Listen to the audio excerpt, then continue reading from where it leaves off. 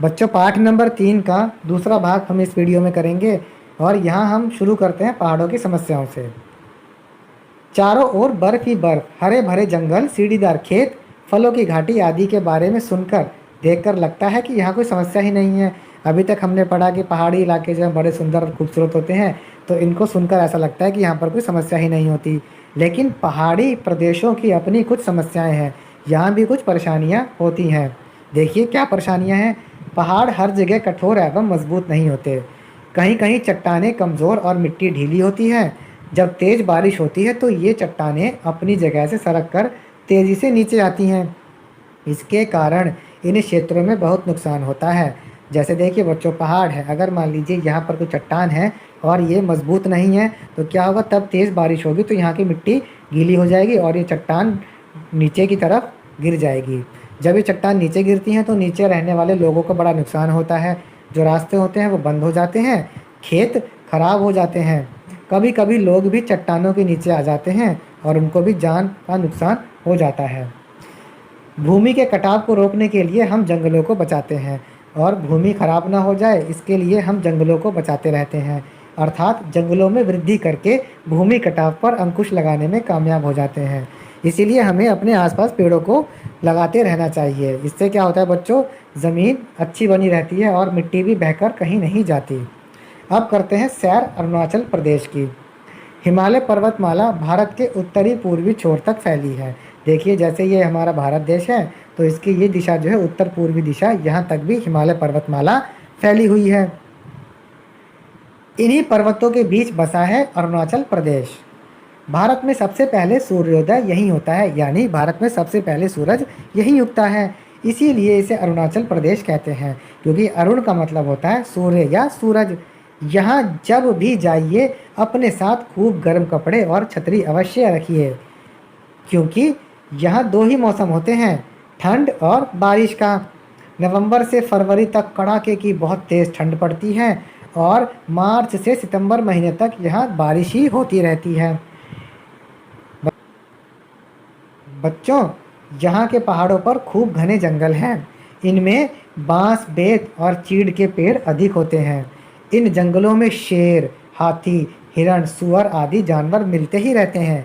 साथ ही दो ऐसे जानवर भी मिलते हैं जो इन्हीं पहाड़ों पर ही रहते हैं। ये जानवर हैं याक और मिथुन।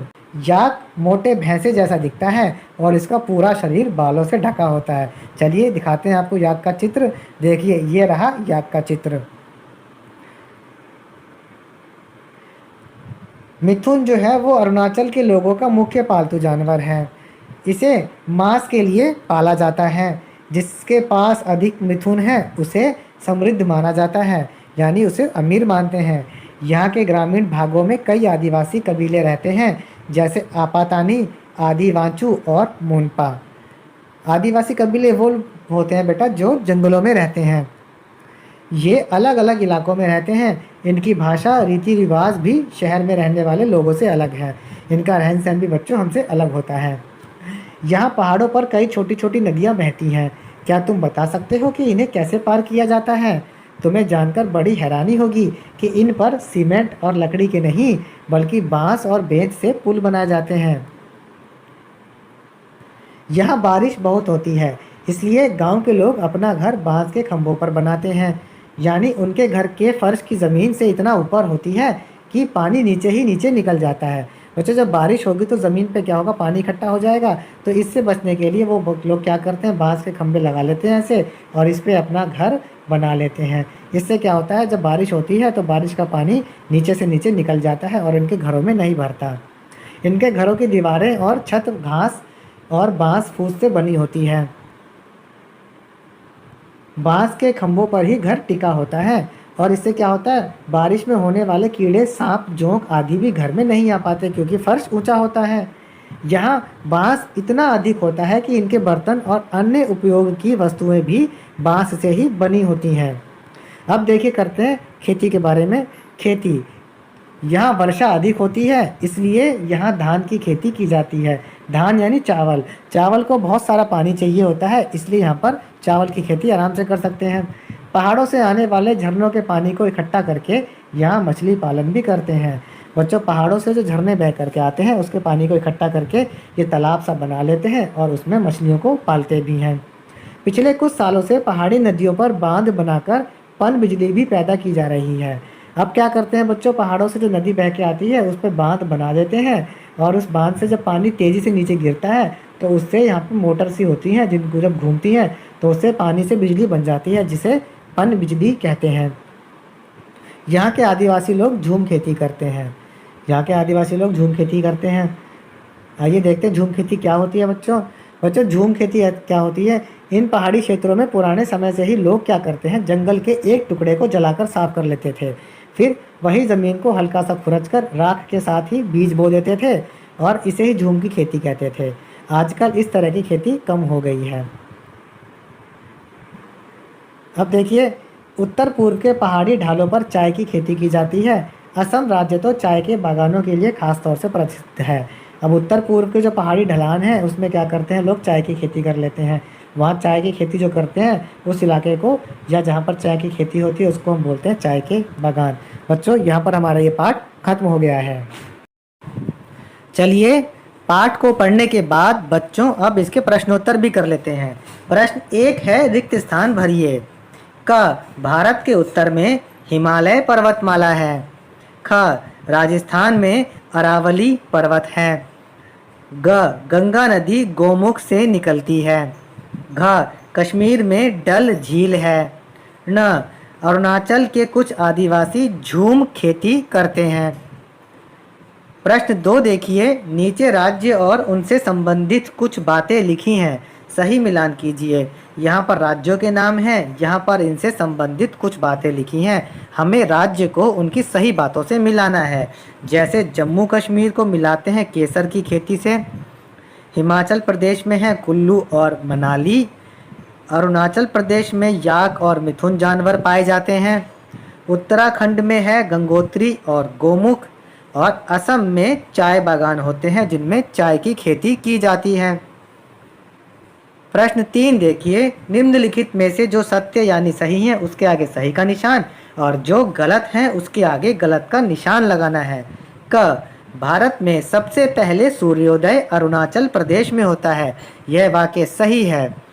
ख, अरुणाचल प्रदेश में बारिश बहुत कम होती है, यह गलत वाक्य है। ग, पश्चिमी घाट के पर्वत पूर्वी घाट के पर्वतों से ऊंचे हैं, यह वाक्य सही है। घ, हिमाचल के लोग कढ़ाई वाली गोल टोपी पहनते हैं, यह वाक्य भी सही है। ण, फिरन उत्तराखंड के लोग पहनते हैं, यह वाक्य गलत है, हमने गलत का निशान लगा दिया है। आगे देखिए प्रश्न 4, निम्नलिखित प्रश्नों के उत्तर संक्षेप में दीजिए। क, अरुणाचल प्रदेश के लोग बांस के खंभों पर घर क्यों बनाते हैं? बच्चों, पाठ में हमने पढ़ा था कि अरुणाचल प्रदेश के लोग बांस के खंभों पर घर इसलिए बनाते हैं क्योंकि यहाँ बारिश बहुत होती है। उनके घर के फर्श ज़मीन से इतने ऊपर होते हैं कि पानी नीचे ही नीचे निकल जाता है। ख, देखिए, राजस्थान में कौन सी पर्वतमाला पाई जाती है? राजस्थान में अरावली पर्वतमाला पाई जाती है। ग, देखिए, बुग्याल किसे कहते हैं? ये किस राज्य में पाए जाते हैं? उत्तर लिखते हैं, पहाड़ी इलाकों में गर्मियों में जब थोड़े समय के लिए बर्फ पिघलती है तो वहाँ घास और मौसमी फूलों की अनगिनत किस्में उग आती हैं। उस क्षेत्र को बुग्याल कहते हैं। ये उत्तराखंड राज्य में पाए जाते हैं। घ, कश्मीर में उगने वाले 4 प्रमुख वृक्षों के नाम लिखिए। कश्मीर में उगने वाले पेड़ हैं देवदार, फर, सेब और चिनार। ना देखिए, पहाड़ी भागों पर खेत किस तरह के होते हैं? उत्तर है, पहाड़ी भागों पर सीढ़ीदार खेत होते हैं। इस तरह के खेत बनाने से मिट्टी नीचे बहकर नहीं जाती। ट, देखिए, अरुणाचल प्रदेश के लोग बांस से बनी वस्तुओं का अधिक प्रयोग क्यों करते हैं? अरुणाचल प्रदेश के लोग बांस से बनी वस्तुओं का अधिक प्रयोग इसलिए करते हैं क्योंकि यहाँ बांस बहुत अधिक होता है। बच्चों, यहाँ पर हमारा ये पाठ और इसके प्रश्नोत्तर समाप्त होते हैं।